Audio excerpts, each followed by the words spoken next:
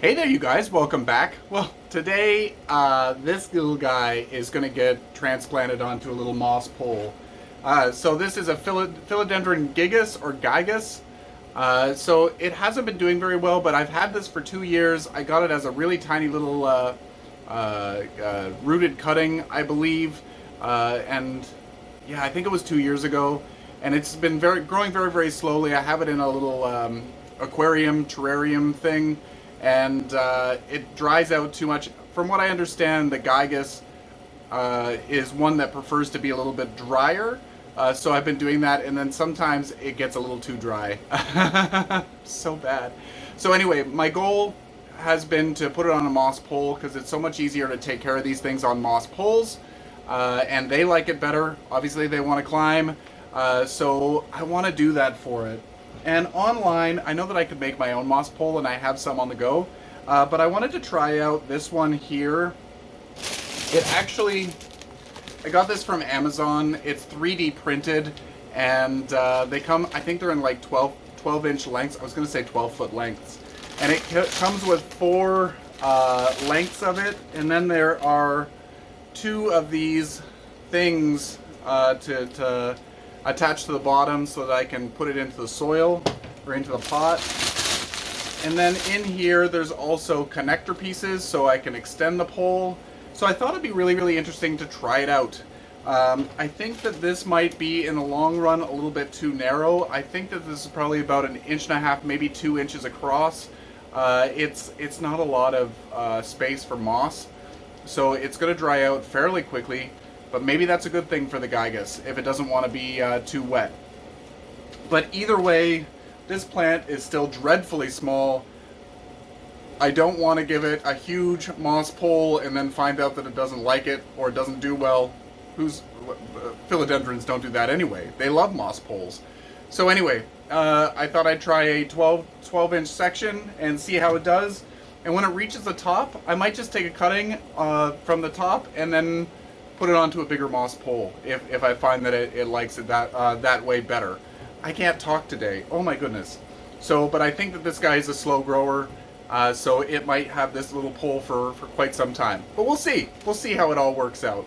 Anyway, I can't remember where I got these. I know it was from Amazon. If I have a link for it, I'll put that in the description down below, but I might not be able to find it.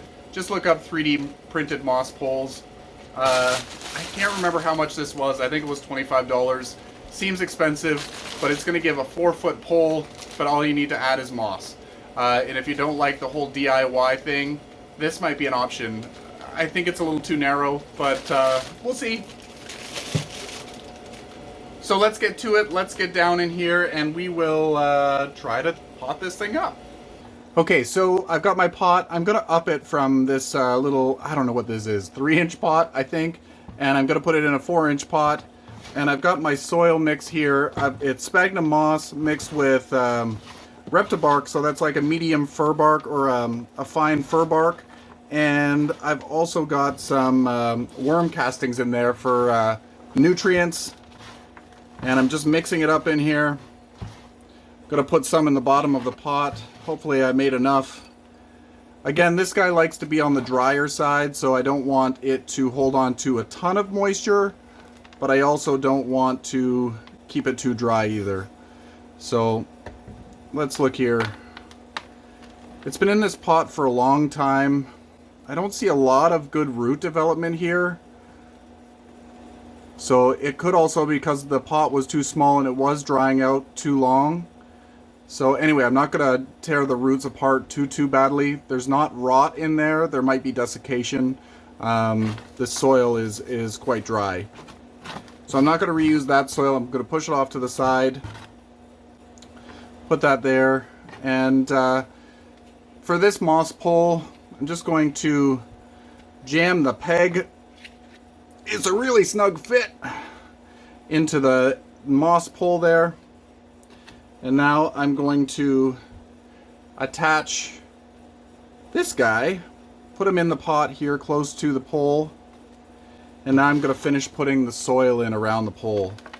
I could have put the pole in afterwards, but I don't want to crush the roots that are there, but not doing so well. Philodendrons have been a pain in my side for quite some time. I think that I'm an overwaterer, so I'm working on it for the philodendrons. I'm trying to get the potting media right, giving them a lot more of a chunky mix, something that drains really freely, so I can water them on my weekly basis or bi-weekly basis and not fear that they're going to rot.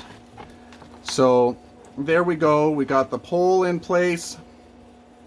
The pole we've filled with moss. And now I'm going to take my Velcro tape. This stuff is the best. I love this stuff. I've mentioned it many times on my channel. Not sponsored. I wish it was. I just love this because you can even reuse these things. So I'm just going to take the poor little philodendron, and I'm going to wrap it as best I can because it's naturally doing some wonky thing. So I'm just going to try to get it to touch this moss pole, and then I'm just going to apply the Velcro to itself.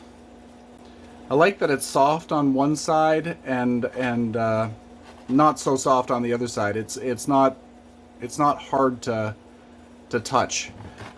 And this moss pole, from what I can see here, it's not as good as a regular moss pole that you would make by yourself with that thin mesh, because I'm noticing that the moss isn't necessarily making good contact with the plant itself. So I'm just going to give it another.